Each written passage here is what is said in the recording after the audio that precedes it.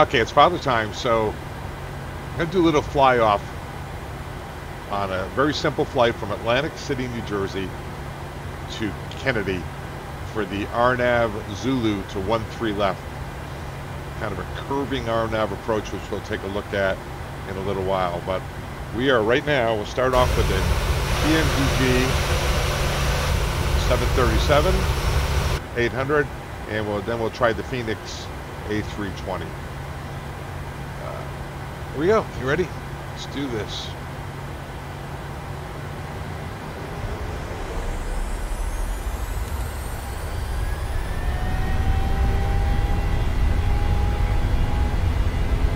Press set. Airspeed alive. How do you like that HUD? 80 knots. Speed checks. A little bit of crosswind here.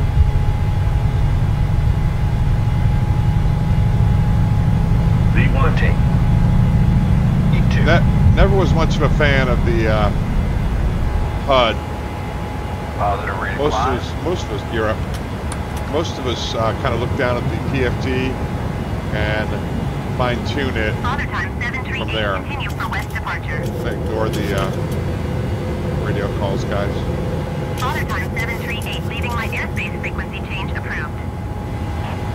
All right, there's climb power. Took off at flaps 5. Bring it up to flaps 1, or 2 rather.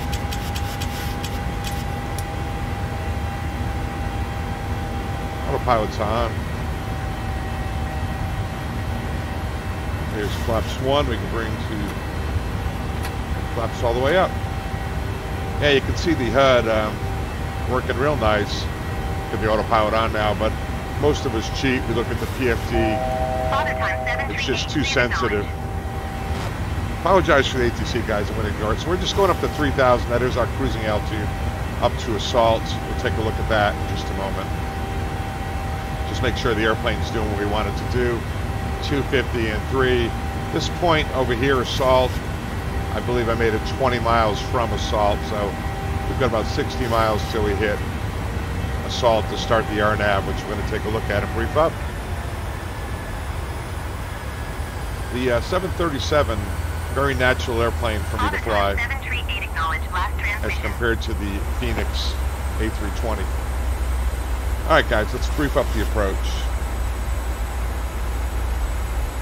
Going to Kennedy, going to land on 13 left. 10,000 foot runway, but it's got a displaced threshold on 13 left. Going to turn off probably at Zulu Alpha, straight ahead on Alpha, all the way to November Charlie. Come in here, look at the RNAV, 13 left.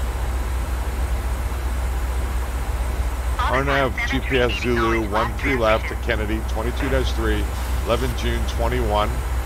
We got assault at 3, Canarsie at 2. Assault at 3, Canarsie at 2.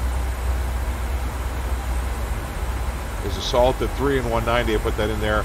Canarsie at 2. We're going down to a MDA of 1260. We're going to fly it in VNAV, LNAV, let it come all the way around, and we're going to see if we could have landed out of it. We're not going to need 2 miles visibility. Final approach course will be 134. Okay, so let's go direct to this point that I created. And LNAV it. That's what we asked for. Did we get it? Yep, we got path and LNAV. And our flight is going to take us 13, 30, 20 minutes to do this. Bring the heading around to match. Of course, my Logitech panels are working here. Right away, I was having trouble getting them to work with the Phoenix. We use the HUD for takeoff and landing only. Yeah, I last flew this thing around 6 or 7 years ago. It's a great airplane, the 737-800. Right up to altitude, great performance. Small cockpit, it's tight in there. I think I'll leave the weather pretty good, just so you can see what it's doing. And we'll practice our non-ILS procedures. So let's talk about them. On the 737, we have path and LNAV. I like being able to see things a lot better up here. Airbus, you have dashes in the heading window, dashes in the airspeed window. If you want to know what it's going to do, you can look down in the box or on the PFD. ND, put the constraints on. I'll put data on it. Constraints and data are the same here. So I do have a lot of hours in the Boeings. I was type rated in the 75, 76, 73, and now I'm on the 777. So it's just a more comfortable platform for me. The products, PMDG 73800 is fantastic, and the Phoenix A320 is equally as fantastic. Phoenix A320 definitely has a lot more toys on it, because it has the iPad with the TPS computer and landing data computer on it, but therefore it is actually more complicated to run it. The 7.3 on the menu page has a bunch of FS actions, fuel, payload, everything's there. Well, the A320 has the same thing, but they also have the iPad, so it's just a steeper learning curve getting used to the Phoenix. So on the Prague, we've got to go to page 4. It's a point, let's see what the nav approach is. Tolerances on the RNAV. Doesn't say, so the assumption will be 0.3.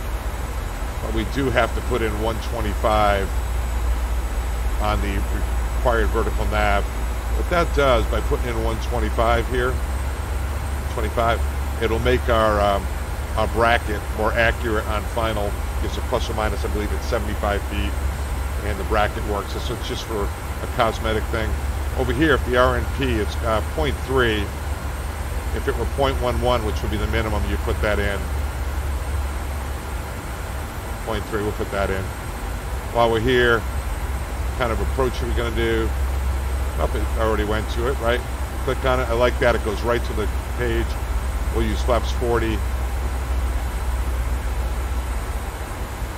There's our landing weight, 160, which I believe is over landing weight. Now we could put the weather down. I think you might enjoy the actual approach coming in, but weather down to see if we could have landed out of it. As a matter of fact, want to do that? Let's have a little fun.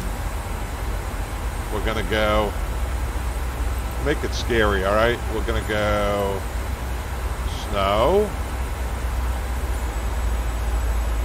We'll make it nasty. We'll put some lightning out there, a lot of lightning. I've got the FS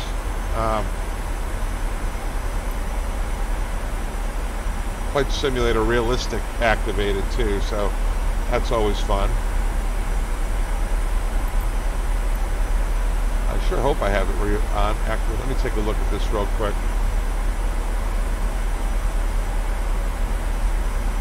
Flight Simulator Realistic. There we go.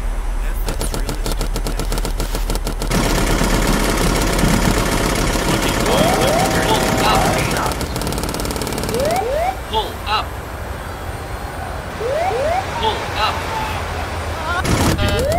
Pull up.